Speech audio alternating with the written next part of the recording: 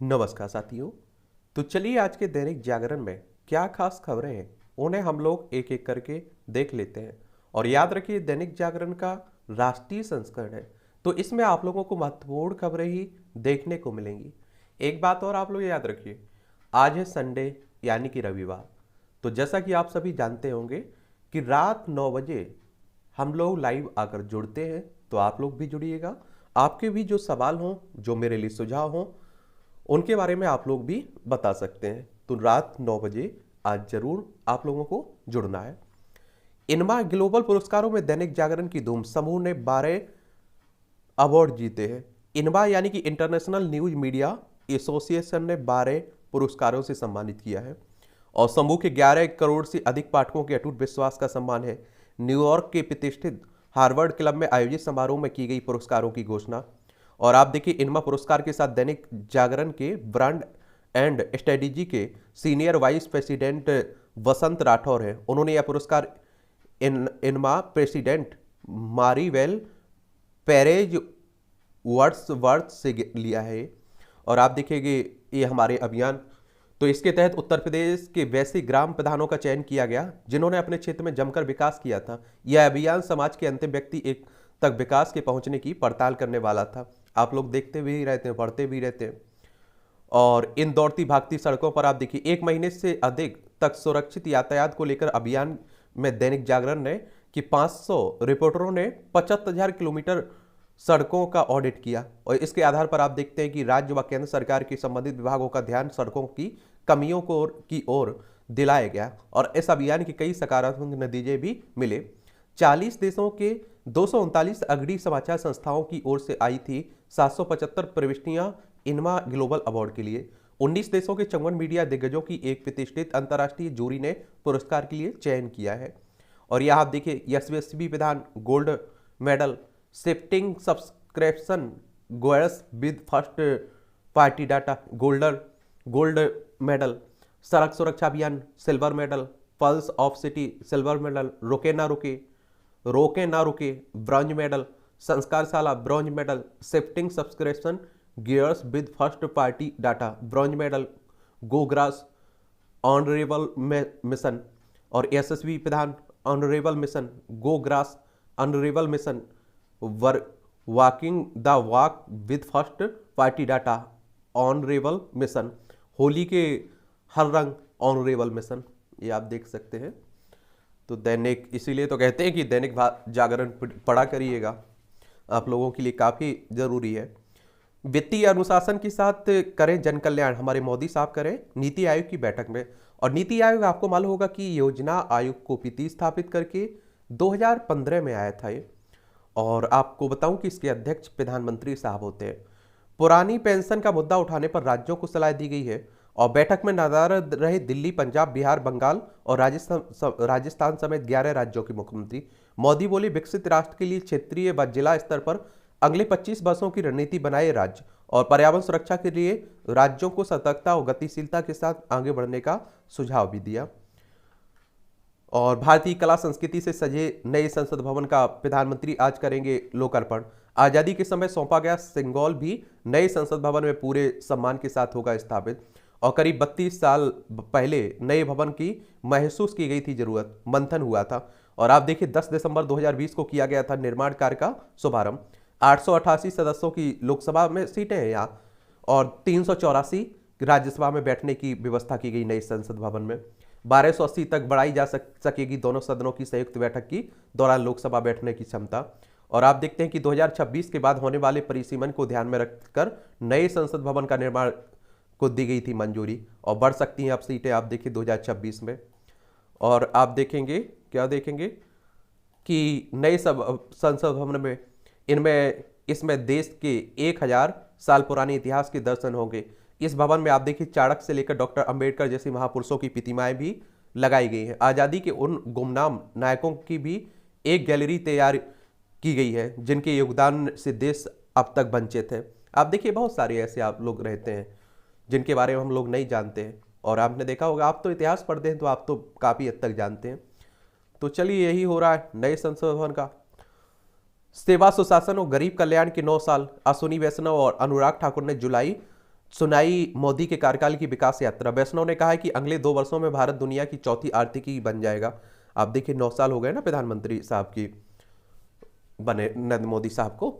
महबूबा को रास नहीं आई यासीन मलिक को फांसी देने की सजा। ये आप देखिए आतंकी कमांडर मोहम्मद यासीन मलिक को फांसी की सजा देने की मांग हो रही है ना। एनआईए याचिका में आप देखिए सियासत भी हो गई। जम्मू कश्मीर का है ये, ठीक है, तो वही बात हो रही है। फिर जीता लोकतंत्र, पति की हत्या के बाद मुखिया बनी रेखा। ए मुंगेर के नक्सल प्रभावित धरहा में उपचुनाव के परिणाम आए। पति की नक्सलियों ने कर दी थी हत्या। ग्रामीणों ने ही खड़ा किया था दिवंगत की पत्नी को। धीरे तीर धनुष को लेकर ही रेखा देवी सुरक्षा, तीर धनुष लेकर की रेखा देवी की सुरक्षा। ये आप देख लीजिए। और नक्सलियों की बात करें तो देखिए ये हमारे ही देश के लोग हैं, याद रखिएगा। और बस आप देखते हैं कि अलग रास्ता अपनाए हुए हैं। क्या अलग रास्ता अपनाए हुए हैं? अगर नक्सल की बात करें तो कौन होते हैं? तो जो सरकारी नीतियों की आप देखते हैं कि विरोध करते हैं, उन्हीं की बात हो रही है। सरकारी नीतियों से असंतुष्ट या शोषित जब विरोध करते हैं तो भारत में उनको नक्सली बोला जाता है। यह विरोध हिंसक और अहिंसक दोनों होता है, और यह इस बात पर निर्भर करता है कि सरकार ने अपनी नीतियों को लागू करने के लिए कितनी सख्ती से काम किया। और आप देखेंगे कि 1967 में पश्चिम बंगाल का नक्सलबाड़ी गांव है ना, वहीं से शुरू हुआ था आंदोलन। आईएस से जुड़े 3 आरोपी मध्य प्रदेश से गिरफ्तार हुए हैं। एनआईए ने, नेशनल इन्वेस्टिगेशन एजेंसी की बात हो रही है। और आप देखते हैं कि 2008 में स्थापना हुई थी, उसी ने गिरफ्तार किया है, ठीक है, आतंकी संगठन आईएस से जुड़ा होने के कारण। ममता ने अवैध पटाखा कारखाने में विस्फोट के लिए माफी मांगी। बंगाल की मुख्यमंत्री ने, आप देखेंगे, जो पूर्व में मेदिनीपुर जिले के एगरा इलाके के लोगों ने शनिवार को माफी मांगी से इन्होंने माफी मांगी। इस इलाके में 16 मई को अवैध पटाखा कारखाने में विस्फोट होने से 12 लोगों की मौत हो गई थी, ठीक है। कर्नाटक में सरकार बदलते ही छीनी नेतारू की पत्नी की नौकरी। प्रवीण नेतारू की हत्या के बाद आप देखिए भाजपा सरकार ने दी थी अस्थायी नौकरी। और मैंगलोर में आप देखिए उपायुक्त कार्यालय में दिया गया था सहायक पद। ये आप देखें कौन था, ये भाजपा का कार्यकर्ता था प्रवीण नेतारू, ठीक है, तो उसी की बात हो रही। कर्नाटक में आप देखते हैं कि कांग्रेस की सरकार आ चुकी है ना। ये आप देखेंगे कि आपकी राष्ट्रीय राजधानी से जुड़ी हुई खबरें हैं। और केजरीवाल काफ़ी आजकल आप देख रहे हैं कि फिर सीबीआई ने फर्जी, सऊदीया ने फर्जी सिफारिशों को ईमेल पर मंगवाया। ये सीबीआई कह रही है। देखिए सेंट्रल ब्यूरो ऑफ इन्वेस्टिगेशन की बात हो रही है। और ये भी आप देखिए फार्म हाउस में बने अवैध पंडालों पर कानून के तहत हो कार्रवाई, यह दिल्ली हाई कोर्ट कह रहा है।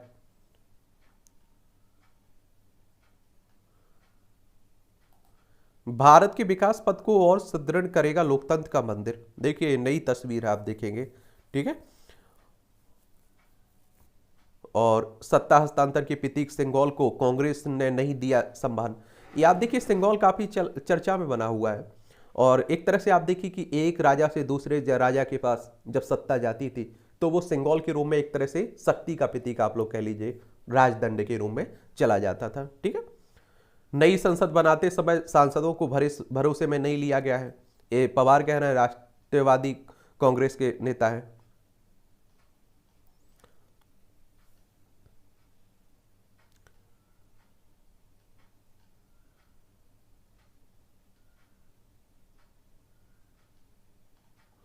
ऐतिहासिक यात्रा पर अगले सप्ताह भारत आएंगे प्रचंड। 31 मई से शुरू होगी 4 दिवसीय यात्रा। दिसंबर 22 में सत्ता संभालने के बाद ये उनकी पहली यात्रा है। इस बार वे सत्ता संभालने के बाद चीन से पहले नेपाली प्रधानमंत्री ने भारत को यात्रा के लिए चुना है। ये आप देखेंगे नेपाल हमारा पड़ोसी है ना। और आप देखते हैं कि हमारे 5 राज्यों की सीमा लगती है। इसमें आप देखिए उत्तराखंड, उत्तर प्रदेश, बिहार, सिक्किम और पश्चिम बंगाल की सीमा लगती है, ठीक है, तो उसी की बात हो रही है। अध्यादेश पर केजरीवाल ये हेल्प मांगते फिर रहे सबसे, कांग्रेस से, एनसीपी से, सबसे, तो उन्हीं की बात हो रही है। जो दिल्ली में आप देखते हैं कि नियुक्तियों स्थानांतरण को लेकर जो सुप्रीम कोर्ट ने निर्णय दिया था ना, और जिसमें आप देखिए शक्तियां अरविंद केजरीवाल को दे दी गई थी। लेकिन आप सभी जानते हैं कि फिर से केंद्र सरकार अध्यादेश ला रही है। अनुच्छेद 123 के तहत राष्ट्रपति अध्यादेश लाते हैं ना, तो उसी की बात हो रही है। ये राजनीति की खबरें हैं। समान नागरिक संहिता और धार्मिक आक्रमण ने बढ़ाई कांग्रेस की दुविधा। ये आप देखिए समान नागरिक संहिता की बात करें तो सबके लिए समान कानून की बात होती है, ठीक है, याद रखिएगा।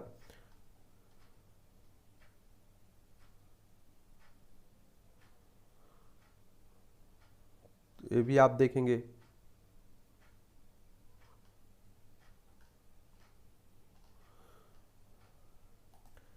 मेरे गांव में मुस्लिमों के 9 बरस में बन गए पक्के घर, नवाजुद्दीन कह रहे हैं। ये आप देखते हैं कि फिल्मी एक्टर है ना, अभिनेता है ना, उन्हीं की बात हो रही है। हैदराबाद योग महोत्सव में भाग लेने के लिए 50,000 लोग पहुंचे हैं। आयुष मंत्रालय के तहत मोरारजी देसाई राष्ट्रीय योग संस्थान द्वारा शनिवार को आयोजित योग महोत्सव में आप देखेंगे ये भारत सऊदी अरब का द्विपक्षीय समुद्री अभ्यास सफलतापूर्वक संपन्न हुआ है। ये भारतीय नौसेना और रॉयल सऊदी नेवल फोर्स के बीच द्विपक्षीय सैन्य अभ्यास अल मुहेद अल हिंदी 2023 के दूसरे संस्करण का समुद्री चरण सफलतापूर्वक आयोजन हुआ है। ये आप देखते हैं कि 23 से 25 मई तक सऊदी अरब के अल जुबैल में आयोजित किया गया है। एक बात आप लोगों को मालूम होना चाहिए इसमें कि इसका नाम क्या है, अल मुहेद अल हिंदी 2023 की बात हो रही। किसके किसके बीच हुआ है? भारत और सऊदी अरब के बीच हुआ है। देखिए सऊदी अरब ये है, भारत ये है, ठीक है, याद रखिएगा। और सऊदी अरब में हुआ है क्योंकि इनसे भी क्वेश्चंस कई बार पूछ लेते हैं। चीन से जटिल चुनौतियों का सामना कर रहा है देश, ये जयशंकर साहब कह रहे हैं, हमारे विदेश मंत्री साहब हैं। G20 भ्रष्टाचार रोकने के लिए साझा रणनीति बनाने पर सहमति हुई है। G20 यानी कि ग्रुप ऑफ 20 की बात कर रहा हूं, और इसके बारे में भी आप लोगों को याद रखना है। ग्रुप ऑफ 20 कहते हैं इसे, और इसकी स्थापना कब हुई थी? 26 सितंबर 1999 में। इसका उद्देश्य क्या है? वैश्विक अर्थव्यवस्था में प्रमुख मुद्दों पर चर्चा करने के लिए व्यवस्थित रूप से महत्वपूर्ण औद्योगिक और विकासशील अर्थव्यवस्थाओं को एक साथ लाना। 20 सदस्यों में आप देखिए अर्जेंटीना, ऑस्ट्रेलिया, ब्राजील, कनाडा, चीन, France, Germany, Bharat, Indonesia, Italy, Japan, Mexico, दक्षिण कोरिया, रूस, सऊदी अरब, दक्षिण अफ्रीका, टर्की, यूनाइटेड किंगडम, संयुक्त राज्य अमेरिका, यूरोपीय संघ आपको देखने को मिल जाएगा इसमें, ठीक है। पाकिस्तान को अस्तित्व बचाना है तो भारत से व्यापार व शांति स्थापना जरूरी है। पाकिस्तान के प्रसिद्ध इतिहासकार इश्तिहाक अहमद ने की है हालत पर चर्चा। आप देखिए पाकिस्तान की हालत किस तरह से बनी हुई है। औषधीय पौधों से डायबिटीज का इलाज कारगर होगा। चरक और सुश्रुत के काल में भी डायबिटीज और इसके इलाज के लिए मिले हैं प्रमाण। 400 औषधीय पौधे डायबिटीज के इलाज में कारगर, लेकिन 21 पर ही किया गया गहन शोध। ये आप देखते हैं कि इतिहास में आप लोग जाइए, प्राचीन काल में चले जाइए, आप लोग चरक और सुश्रुत के बारे में आप लोग पढ़ते होंगे। उस समय ये डॉक्टर ही हमारे कह लीजिए आप लोग हुआ करते थे। अगर आप लोग ग्रामीण परिवेश में रहते होंगे तो आपने देखा होगा कि देसी दवाइयों से आपके बुखार सही हो जाते हैं, बहुत सारी बीमारियां आपकी सही कर दी जाती हैं, ठीक है। ये मणिपुर में उपद्रवियों की तलाश के लिए सुरक्षा बलों ने चलाया अभियान। ये आप देखते हैं कि जो हिंसा फैली हुई मणिपुर में, तो उसी के लिए बात हो रही है, ठीक है।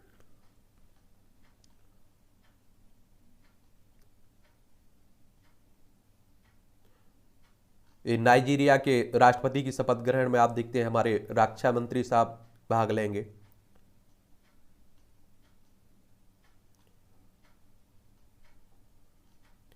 नई प्रणाली सुलझा सकती है ट्रैफिक जाम की समस्या।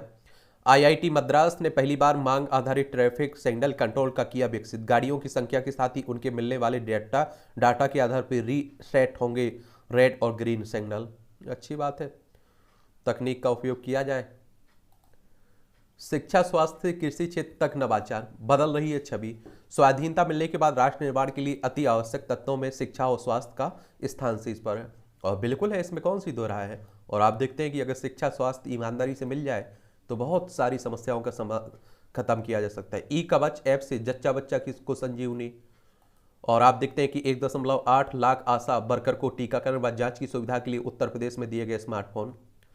और पढ़ाई से सुविधाओं तक का ध्यान रखना विद्या समीक्षा। कभी था प्रयोग, अब विदेश तक जा रहा है चंदौली का काला चावल, देख लीजिए।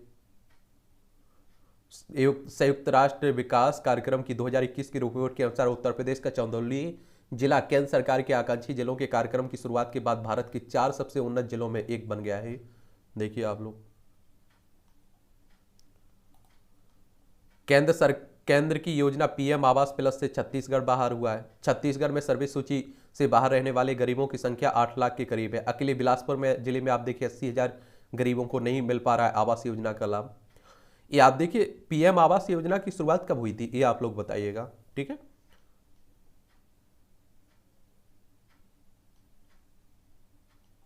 कूनो में जल्द तैयार होगा चीतों का पहला सुपर स्पेशलिटी वन्य प्राणी अस्पताल। आप देखते हैं कि कूनो राष्ट्रीय उद्यान में जो राष्ट्रीय अभ्यारण्य जो लाए गए थे ना आपने नेशनल पार्क में जो चीते, उनमें से आप देखिए बहुत सारे की डेथ भी हो गई है, 4 की डेथ हो गई, 2 बच्चों की भी डेथ हो गई। तो उन्हीं को लेकर बात हो रही है। ये बिहार के जोगबनी में मध्याह्न भोजन में मिला मरा हुआ सांप। ये आप लोगों से पूछ रहा हूँ कि आप देखिए मिड डे मील योजना कब शुरू की गई थी, और आप देखिए इसीलिए इतना घटिया खाना मिलता है, इसलिए आप देखते हैं कि परेशान भी रहते हैं। और सरकार की तरफ से खाद्यान्न उपलब्ध करवाया जाता है ना सरकारी स्कूलों में, उसी में आप देखिए,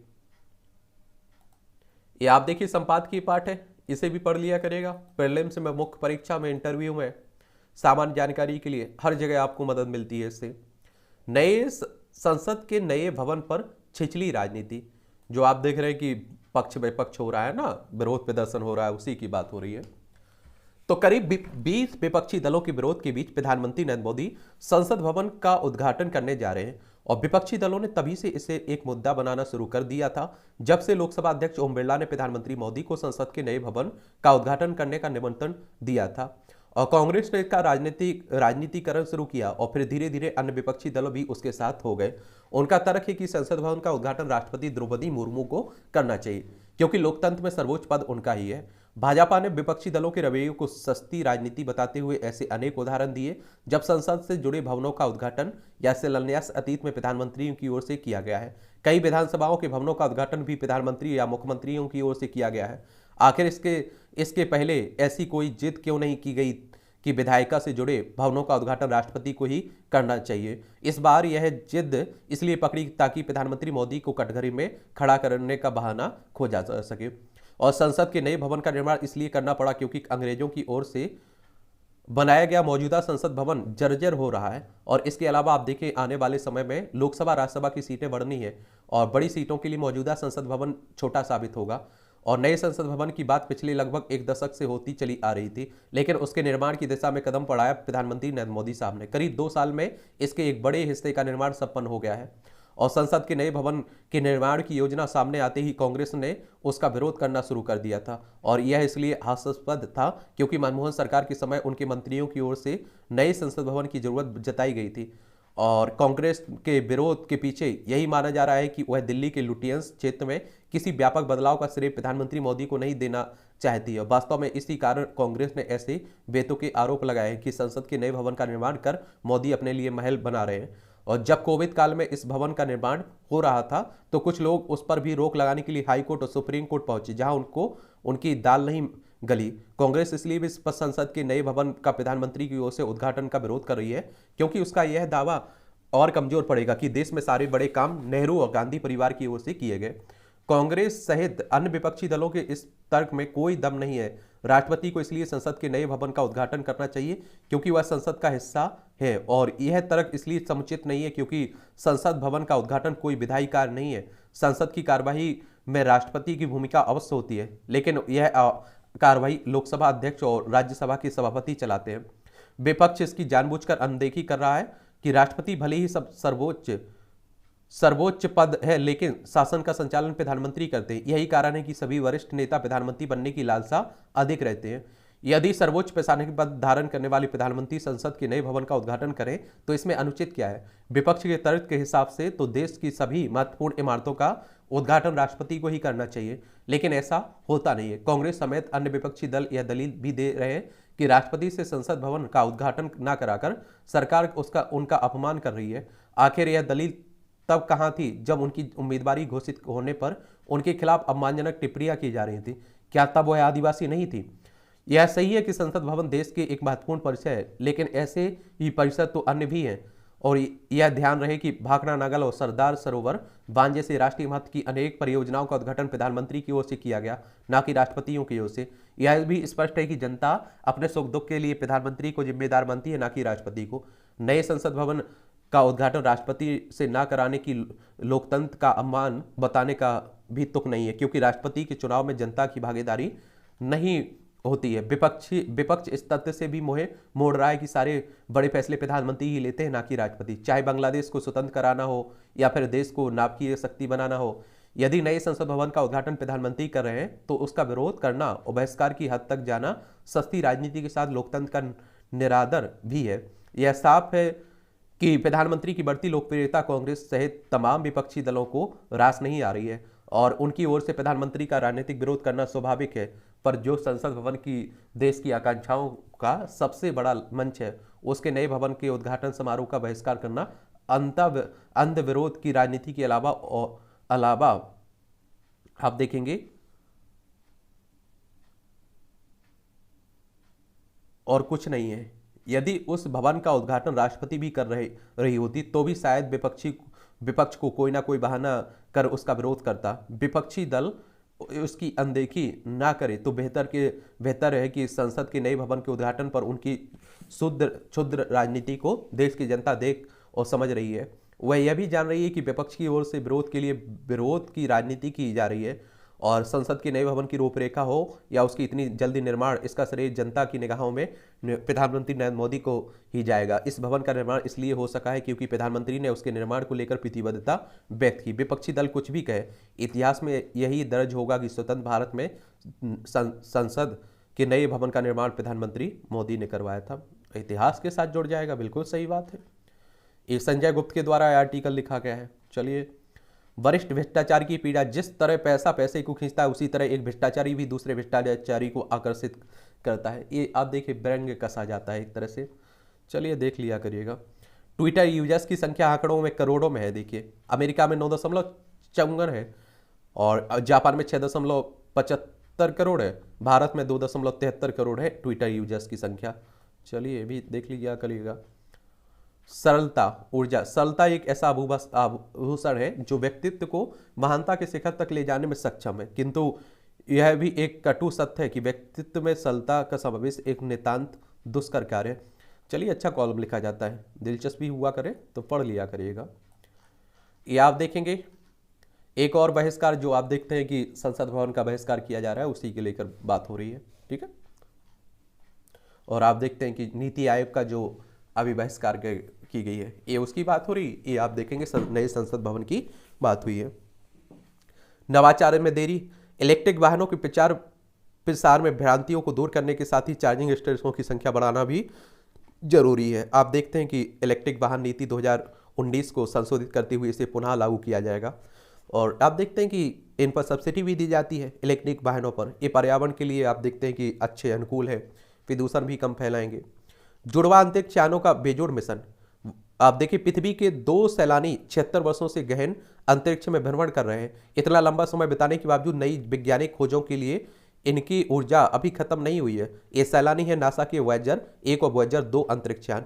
नासा आप देखिए अमेरिकी अंतरिक्ष एजेंसी है। ये जुड़वा यान 1970 में छोड़े गए थे। वॉयेजर 2 पृथ्वी से करीब 20 अरब किलोमीटर दूर है। यह यान अंतर नक्षत्रीय अंतरिक्ष के अध्ययन के लिए 5 वैज्ञानिक उपकरणों का उपयोग करता है। घटती बिजली आपूर्ति के बावजूद उन उपकरणों को चालू रखने में मदद के लिए उम्मीदराज अंतरिक्ष यान ने बैकअप पावर का उपयोग शुरू कर दिया है। इस कदम से मिशन को एक उपकरण को बंद करने की जरूरत इस वर्ष के बजाय 2026 तक टल जाएगी। 2026 में उस उपकरण को बंद करने के बजाय भी यान 4 उपकरणों को तब तक संचालित करता रहेगा जब तक कि कम बिजली आपूर्ति से दूसरे उपकरणों को बंद करने की आवश्यकता न हो। यदि वॉयेजर 2 स्वस्थ रहता है तो इंजीनियरिंग टीम का अनुमान है कि यह मिशन आने वाले कई वर्षों तक अपना काम जारी रख सकेगा। वॉयेजर 2 और इसका जुड़वा वॉयेजर 1 सूर्य द्वारा उत्पन्न कणों और चुंबकीय क्षेत्रों के सुरक्षात्मक बुलबुले हेलिओस्फीयर के बाहर संचालित होने वाले अकेले अंतरिक्ष यान है। इस जांच से विज्ञानियों को हेलिओस्फीयर के आकार और पृथ्वी को ऊर्जावान कणों और विकिरण से बचाने के बारे में सवालों के जवाब ढूंढने में मदद मिल रही है। दोनों वॉयेजर यानों को radio isotope thermo electric generator RTG से ऊर्जा मिलती है जो प्लूटोनियम के क्षय से उत्पन्न गर्मी को बिजली में परिवर्तित करते हैं। निरंतर क्षय प्रक्रिया का मतलब है कि जनरेटर हर साल थोड़ी कम बिजली पैदा करता है और अभी तक घटती बिजली आपूर्ति ने वैज्ञानिक मिशन को प्रभावित नहीं किया है, लेकिन नुकसान की भरपाई के लिए इंजीनियरों ने हीटर और अन्य प्रणालियों को बंद कर दिया है और जो अंतरिक्ष यान की उड़ान जारी रखने के लिए आवश्यक नहीं है। वॉयेजर मिशन मूल रूप से केवल 4 साल तक चलने के लिए निर्धारित किया गया था और इन दोनों यानों को शनि और बृहस्पति के समीप से गुजरने के लिए भेजा गया था। नासा ने मिशन को बढ़ाया ताकि वॉयेजर 2 नेपच्यून और यूरेनस की यात्रा कर सके और एक मात्र अंतरिक्ष यान है जिसने बर्फीले विशाल ग्रह का सामना किया। 1990 में नासा ने मिशन को फिर से बढ़ाया। इस बार उसने हेलिओस्फीयर के बाहर अंतरिक्ष यानों को भेजने का लक्ष्य रखा। वॉयेजर 1 2012 में हेलियोस्फीयर की सीमा तक पहुंचा, जबकि वॉयेजर 2 अपने जुड़वा से अलग दिशा में यात्रा करते हुए 2018 में वहां पहुंचा। ये आप देखिए, हमारी अंतरिक्ष एजेंसी कौन सा है? इसरो है। इसकी स्थापना कब हुई थी आप लोग बताइए, हेडक्वार्टर कहाँ है ये भी आपको बताना है। वहीं अगर हम नासा की बात करें तो आप देखिए 29 जुलाई 1958 में इसकी स्थापना हुई थी। वॉशिंगटन डीसी यूएसए में इसका हेडक्वार्टर देखने को मिल जाएगा। यहाँ भी आप देखिए छोटे छोटे कॉलम रहते हैं, पढ़ना हो तो पढ़ सकते हैं आप लोग। हिंदी पुरस्कारों पर उदासीन सरकार। भारतीय भाषाओं को समृद्ध करने के लिए देश में कई संस्थाएं काम करती हैं और इनमें आप देखें कि हिंदी से जुड़ी कई संस्थाएं भी हैं जो अन्य कार्यों के अतिरिक्त हिंदी में श्रेष्ठ लेखन के लिए पुरस्कार प्रदान करती हैं। इस बीच गृह मंत्रालय के निर्देश के आलोक में शिक्षा मंत्रालय ने इन पुरस्कारों को बंद करने का निर्णय लिया है। इन पुरस्कारों को बंद करना किसी भी लिहाज से उचित नहीं कहा जा सकता है, लिहाजा इस दिशा में पुनर्विचार आवश्यक है। एक और बात बताऊं, आप लोग कह देते हैं ना कि हिंदी हमारी राष्ट्रभाषा बननी चाहिए, ये बनना चाहिए, वो बनना चाहिए, लेकिन आप सभी जानते हैं कि हिंदी का कितना महत्व है हमारे देश में। अगर आपको हिंदी कितनी भी अच्छी आती हो, आपको ज़्यादा महत्व नहीं दिया जाएगा, आपको कहीं भी नौकरी में भी नहीं। लेकिन आपको इंग्लिश अगर अच्छी आती, हिंदी नहीं भी आती है, तो आपको बड़ा महत्व दिया जाएगा। और नवीन संसद भवन, गुलामी की प्रतीक से मुक्ति की बात हो रही है। चलिए, मूल्यों से ओतप्रोत कारोबारी प्रसंग, एक किताबें आपको पढ़ना हो तो पढ़ सकते हैं आप लोग। इस पुस्तक में प्रतिष्ठित टाटा कारोबारी समूह के उत्कर्ष की लंबी यात्रा से संबंधित उन कहानियों को प्रस्तुत किया गया जो व्यवसायिक मूल्यों तथा राष्ट्र के प्रति दायित्व बोध का उदाहरण बनी। आत्मज्ञान को तलाशने का प्रयास, मन का शोर देख सकते हैं। लोक जीवन की यांत्रिक का रचना संसार, 7 खंडों में विभक्त इस संचयन में इतनी ऐतिहासिक बातें समाई हुई हैं कि वह एक बड़ी वित्तीय चित्र का कथानक लगती है, जिनकी लोक निबंध, कहानी, कविता, संस्मरण, रेखाचित्र, यात्रा वृत्तांत आदि शामिल हैं। देख लीजिएगा आप लोग।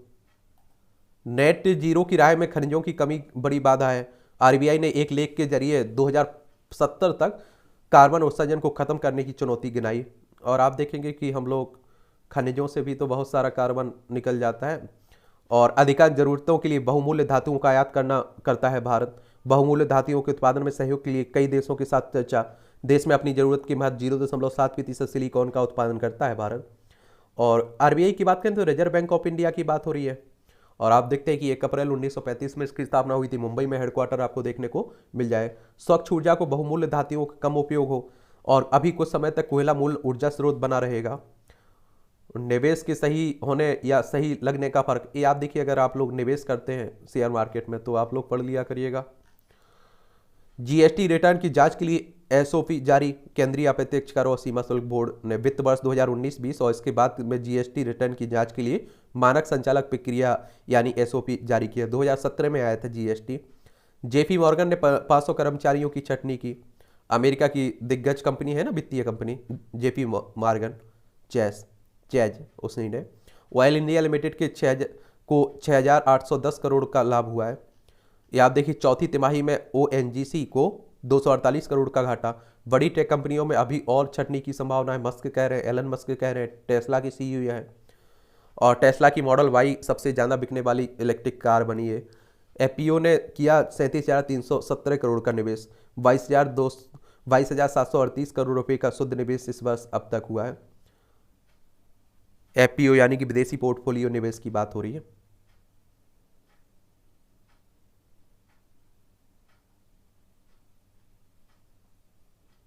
पुराना किले में प्रदर्शित होगी यूके से लाई गई धरोहर। भारत में आप देखते हैं कि आधिपत्य जमाने के बाद देश के विभिन्न हिस्सों से इन धरोहरों को अपने साथ ले गए थे अंग्रेज। इसमें आप देखिए, गिलासगो संग्रहालय के परिग्रहण रजिस्ट्रार के अनुसार मध्य भारत के ग्वालियर के किले में एक पुराने महल के खंडर से जड़ा हुआ संगमरमर का स्तंभ प्राप्त किया गया था। स्तंभ में पत्तेदार डिजाइन और यह गुम्बद से ढका हुआ था। यह 1877 में JMC केचनी एक केलवर्न टेरेस और क्रॉस हिल ग्लासगो द्वारा ग्लासगो संग्रहालय को उपहार में दिया गया था। और इसी तरह आप देखिए 14वीं शताब्दी की भारतीय फारसी नांग तलवार वापस आई थी। और सेरेमोनियल इंडो फारसी सरब तलवार दक्षिण भारत की है, जो लगभग आप देखिए 14वीं शताब्दी की है। इस तरह की आप देखते हैं कि ये ले जाते थे ना अंग्रेज, उन्हीं को वापस लाने की बात हो रही सब। पीटीआई के 9 नेताओं के डिप्लोमेटिक पासपोर्ट रद्द हुए। इमरान का खेल खत्म। आप देखते हैं इमरान खान पर आप देखते हैं सब कार्रवाई हो रही। सुनक के आवास के गेट में कार टकराने वाला रिहा, दूसरे मामले में गिरफ्तार हुआ है। ये ब्रिटेन प्रधानमंत्री भारतीय मूल के हैं। भारत को नाटो प्लस में शामिल करने में की अमेरिका कमेटी ने की सिफारिश। क्या होता है नाटो प्लस? नाटो प्लस एक सुरक्षा व्यवस्था है जो नाटो और 5 गठबंधन राष्ट्रों ऑस्ट्रेलिया, न्यूजीलैंड, जापान, इजराइल और दक्षिण कोरिया को वैश्विक रक्षा सहयोग बढ़ाने के लिए साथ लाती है। और यह आप देखते हैं कि वह नॉर्थ अटलांटिक ट्रीटी ऑर्गेनाइजेशन का गठन बस 1949 में हुआ था। चलिए आप देखिए चीन के खिलाफ अमेरिका की क्या योजना के रूप में काम करता है। भारत का साथ क्यों चाहता है अमेरिका? अमेरिका और चीन के बीच सामरिक प्रतिस्पर्धा संबंधी सदन की चयन समिति ने भारत को शामिल कर नाटो प्लस को मजबूत बनाने समेत ताइवान की प्रतिरोध क्षमता बढ़ाने के लिए एक नीति प्रस्ताव पारित किया है। इस समिति की अगुवाई अध्यक्ष माइक गलाधर और रैंकिंग सदस्य राजा कृष्णमूर्ति ने की है। चयन समिति ने कहा है कि चीन की कम्युनिस्ट पार्टी के साथ सामरिक प्रतिस्पर्धा जीतने और ताइवान की सुरक्षा सुनिश्चित करने के लिए अमेरिका को हमारे सहयोगियों और भारत समेत सुरक्षा साझेदारी के साथ संबंध मजबूत करने की आवश्यकता है। और आप देखेंगे एक समय हुआ करता था कि चाइना का बड़ा सहयोगी हुआ करता था अमेरिका।